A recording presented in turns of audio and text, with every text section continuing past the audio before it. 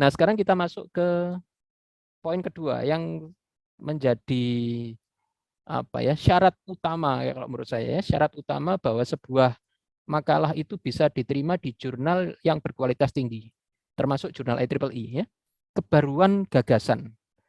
Jadi baru itu maksudnya apa, dan apa yang dianggap sebagai suatu gagasan dengan tingkat kebaruan tinggi misalkan ya.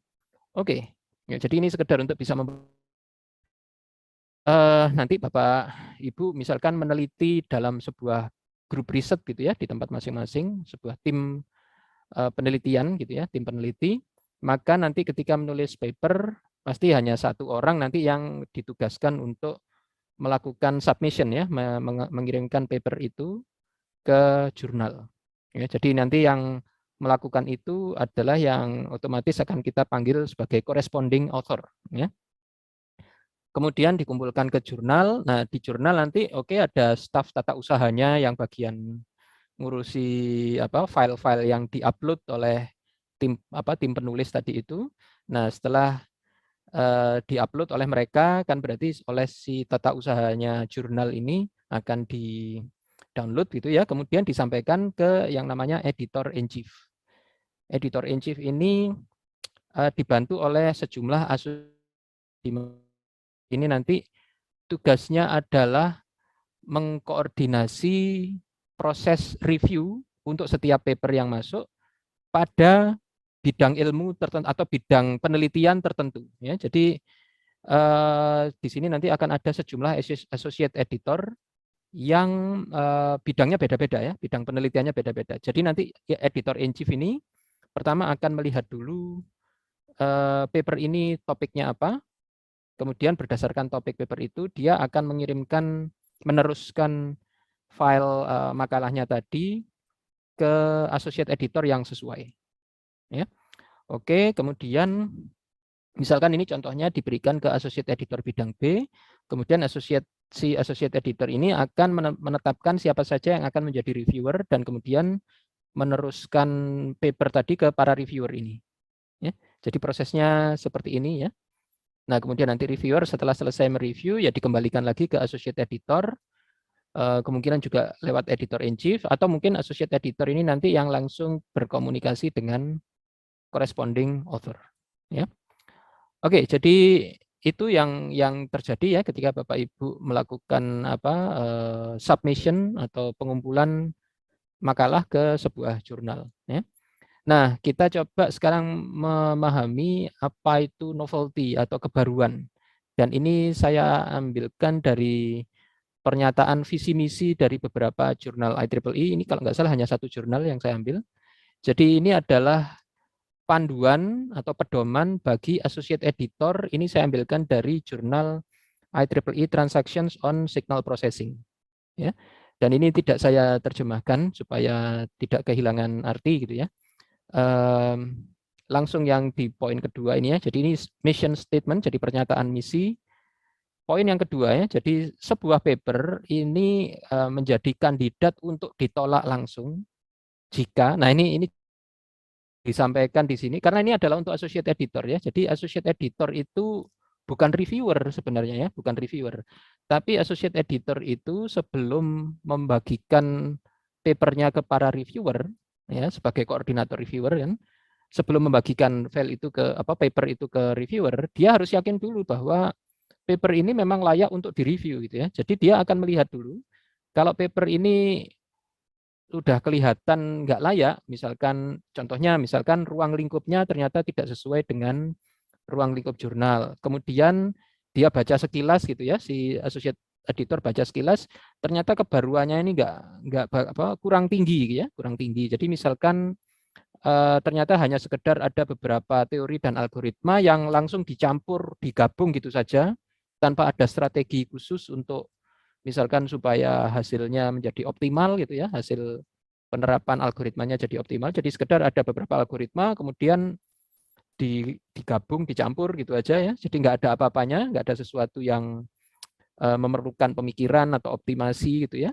Ya, dan oleh si associate editornya dianggap wah ini kurang tinggi ini kebaruannya ya.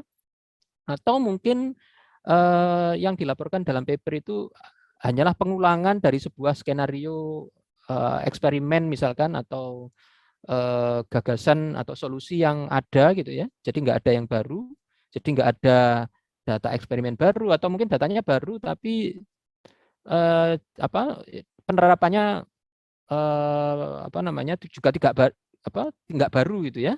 Jadi konteks penerapannya nggak baru misalkan, ya dianggap wah ini novelty-nya kurang, apa namanya, bisa aja langsung ditolak oleh associate editor ya. Belum sampai ke reviewer sudah ditolak ya. Atau mungkin si associate editornya ngelihat wah ini data eksperimennya sangat sedikit, ya nggak usah saya teruskan ke para reviewer, saya tolak aja langsung gitu ya. Oleh associate editor ini bisa terjadi. Atau referensinya terlalu sedikit, atau penulisannya jelek ya. 5 dan 6 ini sama, penulisannya jelek ya. Dan penulisan yang jelek itu bisa berupa tata bahasanya salah ya, kemudian gambarnya blur ya, baur atau terlalu kecil gitu ya, dan lain-lain ya. Termasuk juga oke, mungkin tata bahasanya benar, tapi kalau dibaca itu satu kalimat dengan kalimat yang lain, satu paragraf dengan paragraf yang lain, itu nggak nyambung gitu ya. Nah itu juga menjadi calon untuk langsung ditolak itu kayaknya ya. Jadi ini sangat penting ini. Ini bahkan di tahap associate editor ya. Nah kemudian tetap untuk associate editor ini lanjutannya yang tadi. Nah kualitas publikasi ini rupanya diukur dari novelty dan appropriateness. Novelty ini berarti kebaruan tadi ya. Jadi apa sih yang dimaksud kebaruan di sini? Nah ini rupanya dikasih semacam ancer-ancer gitu di sini ya. Jadi kalau novelty itu kaitannya dengan pertanyaan apakah manuskrip atau makalah tersebut itu menyajikan suatu ilmu pengetahuan baru ya. Jadi sesuatu yang benar-benar baru, solusi baru, model baru, algoritma baru, desain baru dan seterusnya tadi, memberikan pendekatan baru terhadap ilmu pengetahuan yang sudah ada. Nah, ini juga bisa diambil sebuah kebaruan. Jadi ilmu pengetahuannya udah ada sebenarnya, udah namanya, tapi pendekatannya yang diterapkan itu beda. Ya, jadi solusi yang sama tapi dijelaskan dengan dua cara atau dua sudut pandang yang berbeda. Itu kadang-kadang bisa terjadi ya. Jadi misalkan penurunan formulasi mengenai model matematika kanal gitu ya, itu bisa didekati dari pendekatan misalkan medan elektromagnetik misalkan, tapi juga bisa didekati dari pendekatan pengolahan sinyal digital. Ya, jadi ada dua pendekatan yang berbeda menjelaskan sebuah model yang sama, dalam hal ini model matematika kanal radio misalkan ya. Nah ini bisa dianggap sebagai suatu novelty ya. Kemudian appropriateness ini terkait misalkan tadi itu ruang lingkupnya cocok nggak ini, paper ini dengan ruang lingkupnya jurnal itu sesuai nggak ya, atau apakah papernya itu lengkap apa enggak ya. Jadi apakah pembahasannya cukup lengkap, referensinya lengkap dan lain sebagainya ya. Oke, jadi kriteria ini 1 dan 2 ini adalah kriteria yang perlu selalu diprioritaskan ya, diprioritaskan bagi sebuah paper supaya diterima ya. Jadi dua hal ini yang sangat penting ya. Jadi jangan sampai Bapak Ibu gagasan yang diusulkan itu kurang baru atau malah nggak baru sama sekali misalkan. Dan satu lagi dalam penulisan itu ya bahasanya bagus, kemudian ruang lingkup papernya juga sama dengan atau masuk dalam ruang lingkupnya jurnal ya, dan seterusnya ya. Oke. Nah, ini satu hal lagi yaitu guideline tapi untuk reviewer sekarang ya. Kalau tadi kan baru untuk associate editor ya. Nah, kalau tahap berikutnya setelah associate editor membaca itu dia pandang oke, akan dia teruskan ke beberapa reviewer. Nah, ini sama ternyata ya, novelty ya dan appropriateness ya. Jadi sama. Jadi nanti reviewer juga akan melakukan review berdasarkan kebaruan dan kebaikan, kesesuaian gitu ya. Jadi apakah atau kelayakan gitu ya, kelayakan dari paper tersebut dilihat dari penulisannya dan juga ruang lingkupnya ya. Oke, ini itu saya rasa yang penting adalah dua itu, novelty dan appropriateness ya.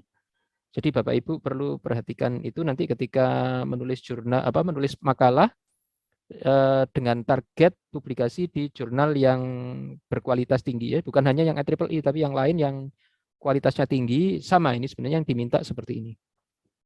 Nah, ini contohnya ya, ini satu paper yang terbit di IEEE Wireless Communications Letters. Ini tulisan mahasiswa S3 saya dulu ya. Jadi kalau Bapak Ibu lihat yang namanya kontribusi baru dan keunggulannya itu biasanya ketika kita menulis paper, biasanya kebaruan dan keunggulan itu sudah langsung muncul secara eksplisit di introduction ya. Jadi contohnya di sini, ini introduction-nya itu di halaman pertama ini ya. Dan ini ada satu paragraf khusus ya yang di kotak merah ini yang menyampaikan kontribusi barunya itu apa ya. Paper ini menyajikan kebaruan dan keunggulan apa. Nah, ini kalau saya perbesar, nah ini bentuknya ya. Jadi our contribution is a theoretical insight into 2x2 MIMO. Jadi ini kontribusinya ternyata suatu informasi gitu ya atau gagasan teoritis mengenai kapasitas kanal MIMO 2x2 pada kanal HF and VIS gitu ya. Nah, ini kebaruannya di sini ya. Jadi kita si penulisnya ini mengklaim bahwa kebaruan kami itu di sini gitu ya, secara eksplisit diklaim di sini. Nah, kemudian dia lanjutkan di bawahnya ini mengenai kenapa kok dia yakin bahwa theoretical insight ini adalah sesuatu yang bermanfaat ya. Bermanfaat dalam arti mampu lebih memahami perilaku kanal HF-NVIS ini tadi. Nah, itu dia jelaskan di kalimat-kalimat sesudahnya ya. Bahkan di kalimat terakhir di paragraf ini dibilang bahwa this potential advantage is further observed in measurements and simulations ya. Jadi ini sudah jelas bahwa di samping ada penjelasan ya ini tadi yang teoritis ini, juga nanti akan ada pembuktian keunggulan dengan pengukuran maupun simulasi. Ya, pengukuran maupun simulasi. Jadi ini di awal ini di introduction kita harus sudah bisa bilang secara eksplisit kebaruannya ini, alasannya ini, dan nanti akan kita buktikan dengan cara apa ya. Jadi pembuktiannya ini kalau dalam hal ini pembuktiannya dengan pengukuran dan simulasi.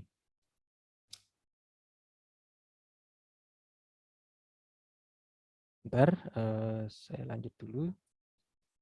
Ya, dan ini adalah paper yang kedua. Ini juga sama, ini dari mahasiswa saya juga, ya. Dan ini di IEEE Access. Dan seperti halnya paper yang sebelumnya tadi, di sini kita lihat bahwa di introduction pun kita harus sudah bisa menunjukkan secara eksplisit ya apa kebaruan dan keunggulan dari gagasan yang kita usulkan dalam paper ini ya. Jadi ini yang di kotak merah ya. Jadi ini yang di kotak merah ini masih di dalamnya introduction ini. Jadi kalau kita lihat, nah ini ya. Jadi building up on, jadi dengan melanjutkan isi paper 42 dan 43, paper ini membahas strategi yang sangat inovatif mengenai kompensasi scan loss dan SLL pakai di italic ini untuk memberikan titik berat bahwa kebaruannya itu terletak di simultaneously ini ya, bahwa ini dilakukan secara bersamaan ya. Kemudian ini dijelaskan terus ya secara teoritis kenapa kok itu unggul gitu ya, keunggulannya di mana dan mengapa unggul. Nah, kemudian di belakang ini lagi-lagi disampaikan nanti dari kalimat ini ya, all subarrays have been manufactured, jadi sudah dibuat dan sudah divalidasi dengan pengukuran fisik ya. Jadi pengukuran lagi-lagi ini pembuktiannya dengan pengukuran.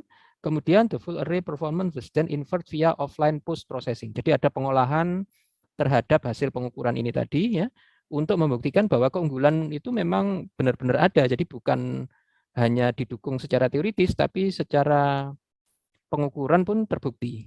Ya, jadi ini apa namanya yang perlu ditampilkan, bahkan di introduction-nya paper pun sudah ditampilkan secara eksplisit. Ya. Jadi kenapa kok harus eksplisit? Ya, kita perlu membantu reviewer ya untuk bisa melihat langsung, menemukan langsung bahwa solusi atau gagasan yang kita sampaikan memang benar-benar baru dan unggul. Ya. Jadi daripada si reviewer itu harus cari-cari, ya kalau ketemu, kalau enggak paper kita malah ketolak gitu ya. Jadi lebih baik kita bantu ya, dan nanti bukan hanya membantu reviewer tapi juga membantu pembaca nantinya ya. Ketika udah terbit dalam jurnal, pembaca juga perlu untuk langsung tahu di mana kebaruannya, apa keunggulannya ya.